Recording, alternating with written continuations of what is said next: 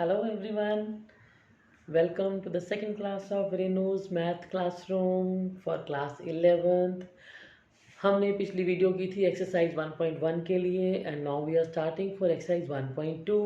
This is from your page number 5 to page number 9. Don't you forget, bring your book of this NCERT. We are going to follow this book, you know.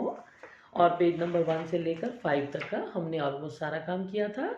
So now we are talking about page number 5 forwarded till exercise 1.2, right? So now start again, carry a pen, don't forget, and a highlighter, right? So अब हम बात करते हैं page number 5 की. Page number 5 में सबसे नीचे देखिए 1.3 द एम्प्टी सेट, राइट? अब ये एम्प्टी सेट मैंने क्या हुआ, सुनने में तो पता लग रहा है कि एम्प्टी का मतलब है खाली है. इसका मतलब इस सेट में कुछ भी नहीं है. अब ऐसे कैसे, हमें तो पता है भाई, अगर हम बर्ड्स की बात करते हैं तो वो हैं, किसी भी चीज़ की बात करते हैं तो वो हैं, राइट? बट फिर भी कोई चीज़ ऐसी होती है जो एम्प्टी होती है. अब ये एम्प्टी मैंने क्या हुआ, ध्यान से देखिए. जैसे लिखा है इसने example, not example, consider the set 1.3 the empty set के नीचे लाइन देखिए, first line, A is equal to set of X. अब हमें पढ़ना आता है वेयर डॉट डॉट, मैंने where x is a student of class 11 presently studying in the school. यानी कि क्लास है, अगर वो स्कूल है तो वहाँ डेफिनेटली स्टूडेंट तो होंगे. इसका मतलब ये एम्प्टी तो नहीं हो सकता. ठीक है, now come to the next page. Next page में क्या लिखा है देखिए, the definition number 1, this is on the page number 6. थोड़ी हाईलाइटेड है, आपको दिख जाएगा आराम से. पेज नंबर 6 पर देखिए, definition number 1, a set which does not contain any element. Empty का मतलब होता है खाली. ठीक हो गया. और यहाँ पर उसने सिंपल सी बात में यही कहा है आपको कि a set which does not contain any element is called an empty set. और इसको हम null, NULL, null भी कहते हैं, और VOID, void भी कहते हैं. उसका मतलब भी खाली ही होता है. Is that clear? सो अब हम बात करने वाले हैं एम्प्टी सेट की. तो सोचा जाए तो एम्प्टी सेट हमें थोड़ा अजीब लग रहा है सुनने में अभी भी, कि एम्प्टी सेट तो होना नहीं चाहिए, ठीक है ना. बट एक बात बताएं, इसने बहुत अच्छा एग्जाम्पल दिया. आई डोंट थिंक अभी बोर्ड की जरूरत है. You can just see to it. You see, we give below a few example. ये लाइन दिखी ना आपको, एम्प्टी सेट. इसको लिखते कैसे हैं देखिए, ये एक बात बहुत जरूरी है, इसमें एक भी गलती नहीं होनी चाहिए. एम्प्टी सेट को हम लिखते हैं, देखिए ऐसे लिखते हैं. एक सर्कल बनाया, इस सर्कल को काट दिया, दिस इज नोन एज, और हम इसको बोलते हैं FI. ठीक है, या तो ऐसे रहता है, या फिर हम क्या, हमें पता है ना ये साइन सेट का है, हमें याद है ना ये साइन सेट का है. ब्रैकेट से शुरू, ब्रैकेट पे खत्म, करली ब्रैकेट से. तो हम अगर इस ब्रैकेट में कुछ भी ना लिखें तो इसका नाम क्या हो जाएगा, empty set. Is that clear? जो हम गलती बहुत फ्रीक्वेंट नोटिस की है मैंने, बच्चे क्या करते हैं, एक करली सेट बनाते हैं और उसके अंदर फाई को रख देते हैं. अब ये तो खाली सेट ना हुआ, ठीक है ना. खाली का मतलब है कि वो खाली नजर भी आए, right? So now this is a clear empty set, right. Now अब हम आगे चल सकते हैं कि एम्प्टी सेट. अब इसके एग्जांपल बहुत अच्छे अच्छे दिए हुए हैं इन्होंने. You can see few lines, number 1 2 3 4 दिख रहा है आपको आर्टिकल डेफिनेशन 1 के नीचे. जो नंबर 1 लिखा है देखिए, A is equal to set of x where x lies between 1 and 2 and x is a natural number. is that possible?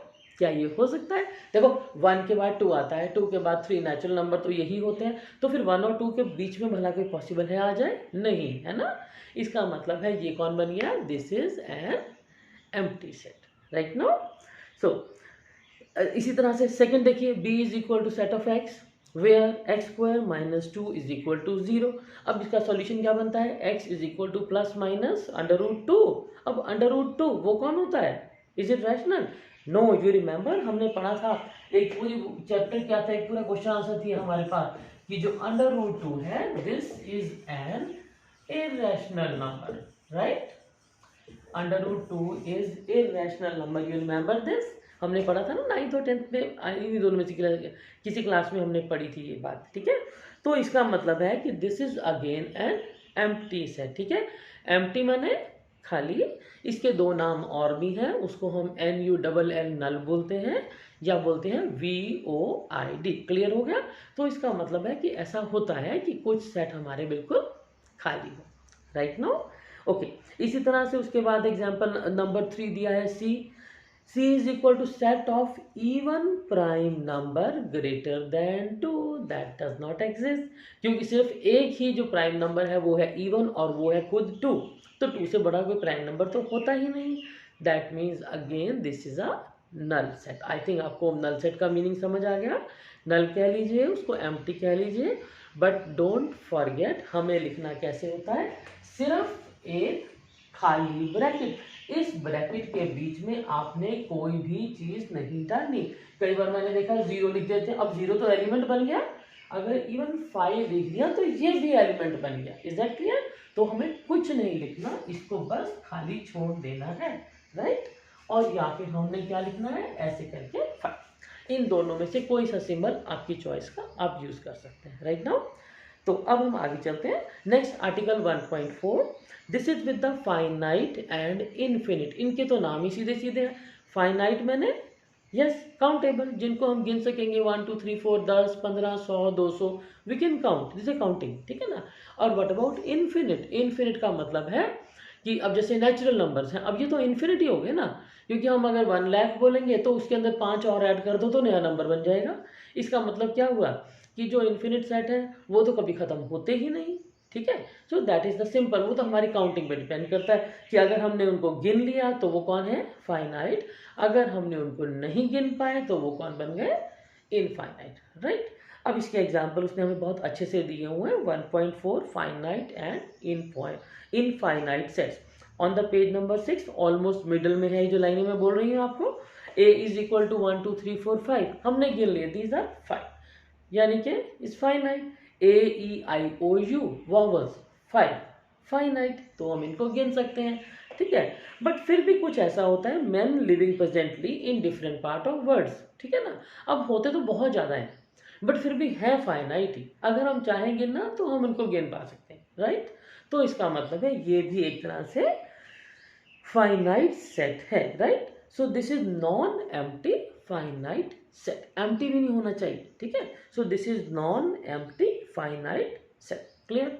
Now we come to the definition number 2, नीचे आते हैं इसके। यहाँ पर अब उसने क्या है, हमें फिर से अच्छे से फाइनाइट और इन्फिनिट को डिफाइन किया हुआ है।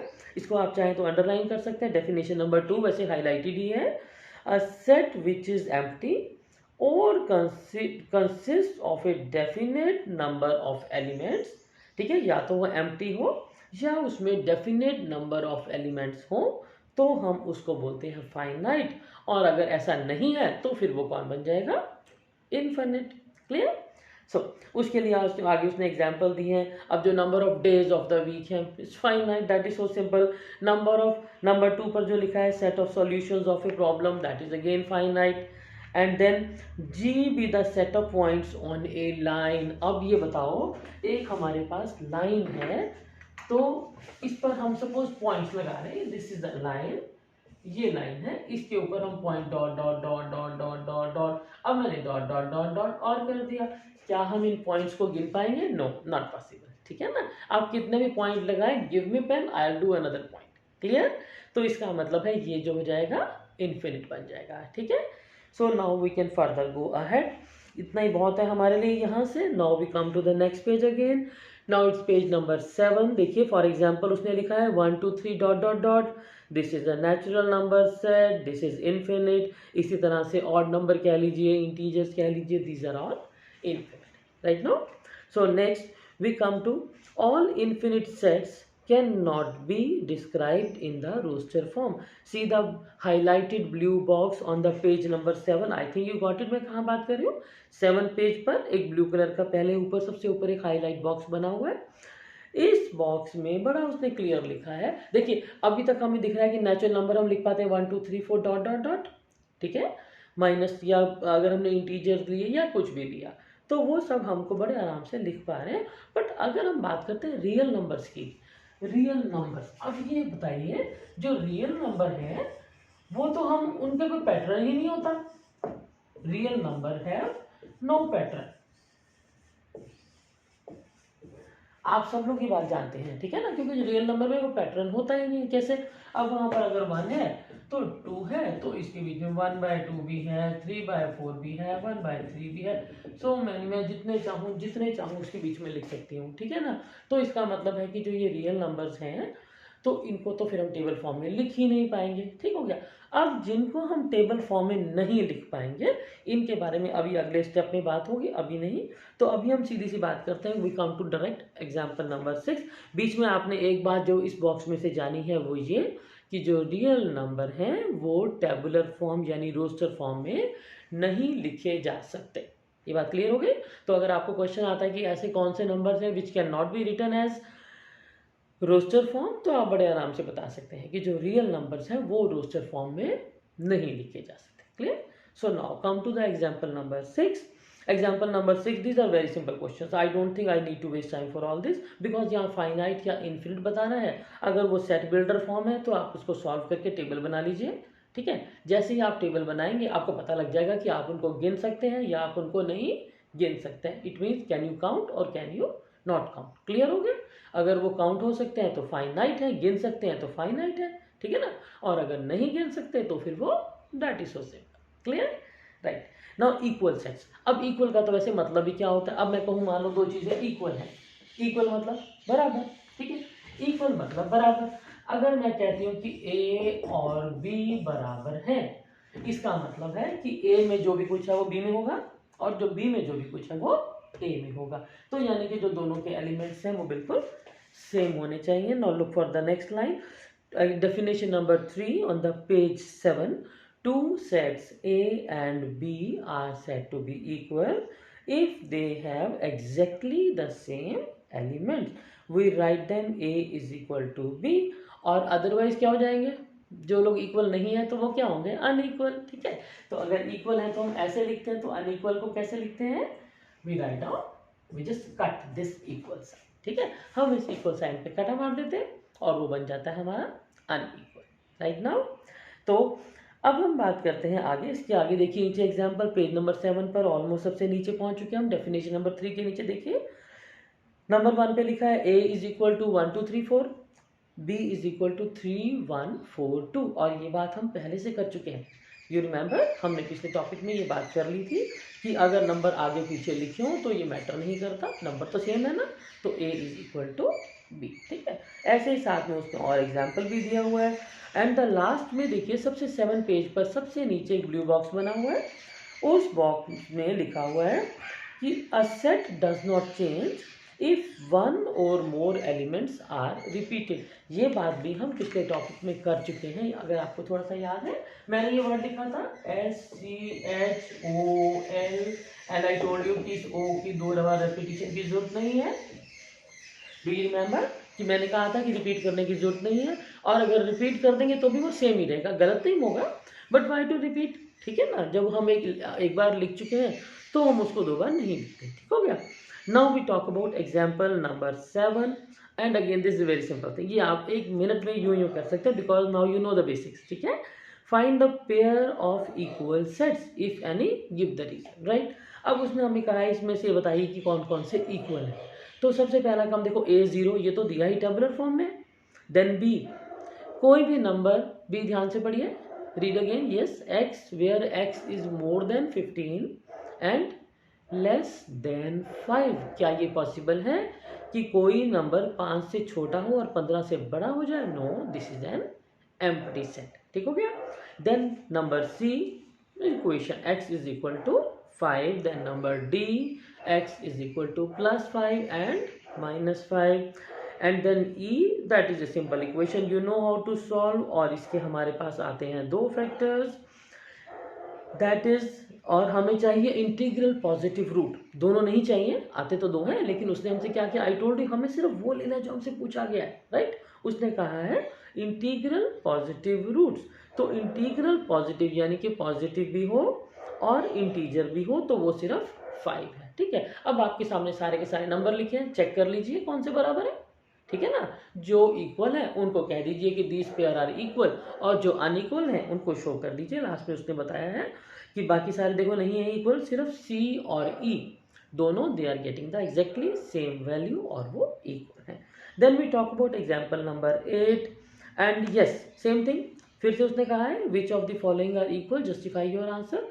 तो आपने क्या करना है, the set of letters, don't forget the word set of letters. जब जब वो सेट बोलता है तो एकदम से पहले सोचा करो कि हमें एक करली ब्रैकेट तो चाहिए, ठीक है। करली ब्रैकेट के बाद हम बात शुरू करेंगे। अब हमारे पास वर्ड कौन से हैं, ALOY, और मैं बना ए, don't forget to put a comma लगाइए, LOY, ALOY बन गया हमारे पास। इसी तरह आप दूसरे को देख रहे हैं, बी को, वो भी सेम है, तो A is equal to B. उसके लिए आपने शो करना है, you will have to show this कि ये दोनों हमारे सेट्स हैं और बिल्कुल अच्छे से दिख रहे हैं, एक के एलिमेंट दूसरे में है, दूसरे के एलिमेंट पहले में है, right now. Then we are talking about example the next one. तो ठीक है, अब हमें सारा काम करना आता है, once we know how to do we can do everything, ठीक हो गया।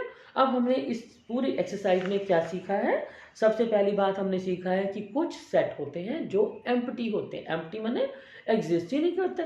1 और 2 के बीच में हम एक नेचुरल नंबर ढूंढ रहे हैं, इज दैट पॉसिबल, नो, ठीक है ना।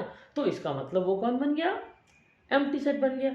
तो ऐसे ही करते करते हमने काफ़ी कुछ चेक किया, फिर हमने देखा फाइनाइट और इन्फिनिट। नाम से पता लग रहा है, फाइनाइट माने जो काउंट हो सके, इन्फिनिट माने जो काउंट नहीं हो सके, राइट। फिर हमने 2-3 चीज़ें और पढ़ी थी। एक बात, डोंट फॉरगेट रियल नंबर्स को हम टेबल फॉर्म में नहीं लिख सकते, ठीक है। और उसके बाद हमने पढ़ा कि 2 सेट्स इक्वल होते हैं कब, अगर वो बिल्कुल इक्वल होते हैं, आगे पीछे लिखे हो कोई बात नहीं, 1 2 3 4 4 3 1 2 दीज आर सेम, ठीक है। सो इस तरह से हमने शॉर्टकट में आपको फिर से बता दिया। और अगर कोई नंबर रिपीट है, जैसे इस 7th पेज पर लास्ट में ब्लू बॉक्स में 2 2 1 3 3, दैट इज सेम एज 1 2 3, ठीक है। तो अगर कोई नंबर रिपीट लिख भी देते हैं तो इसका मतलब है that is same as the main. तो इसके बाद किसी भी question, now you come to exercise 1.2, take any question, you will immediately answer this, ठीक है ना। देखिए हम एग्जाम्पल छोटे छोटे सारे जो क्वेश्चन नंबर 1 से 6 है उसमें आपको एक एक एग्जाम्पल करवा देती हूँ मैं। Question number 1, which of the following example of a null set, right, let it be number 3 हम देख रहे हैं, set of x where x is a natural number, x less than 5 and x more than 7। कोई भी natural number ऐसा नहीं होगा जो 5 से छोटा हो और 7 से बड़ा हो जाए। इसका मतलब है ऑटोमेटिकली ये कौन बन गया, एम्प्टी से, ठीक है। Now from your question number 2 I take let it be the number 3 again. अब यहाँ पर देखो जो नंबर 2 और नंबर 3 है, नंबर 2 जो लिखा हुआ है क्वेश्चन नंबर 2 का second part, 1 2 3 dot dot dot dot dot, यानी कि ये तो क्लियर दिख रहा है कि इसमें तो डॉट डॉट लगा रहा है कि फिनिश तो हो ही नहीं रहा, तो ये तो बिना कहे कौन है, इन्फिनिट। जबकि उसके जो नीचे है उसमें क्या किया उसने, लास्ट में ही हैज रिटन 1 0 0, इसका मतलब 1 0 0 पर खत्म हो रहा है, तो फिर तो हमने गिन लिया इसको, राइट। तो ये बन गया फाइनाइट और जो पहले वाला बन गया इन्फिनिट, ठीक है।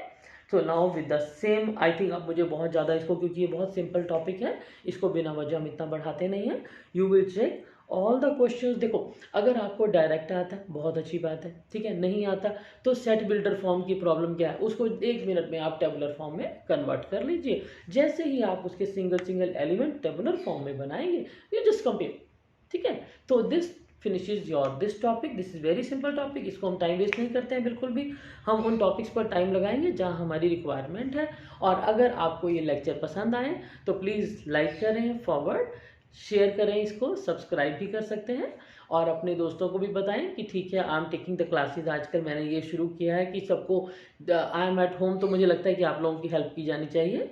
And again I am following the book NCERT। जब जब आपको मेरा क्लासरूम खोलना है, क्लासरूम में आना है, तो आप इस बुक को ज़रूर लेकर आइए और साथ में एक पेन ज़रूर रखिए, बिकॉज मैं आपको बार बार बता रही हूँ कि हमें सारी चीज़ों में से जिन जिन को to the point pinpoint कर रही हूँ, आपको जो जो वांटेड है आप वहाँ पर इसको डॉट लगाइए। फिर भी कुछ टॉपिक्स हैं जिनकी आपको लगता है आपको इमरजेंसी है, you need some emergency help with some topics, तो प्लीज़ कमेंट बॉक्स में राइट डाउन हेल्प और साथ में आप आगे अपना टॉपिक दीजिए। मैं इसको एकदम छोड़कर, इसकी सीरीज छोड़कर immediately I will give you help in that topic. Thank you so much, wish you all the best.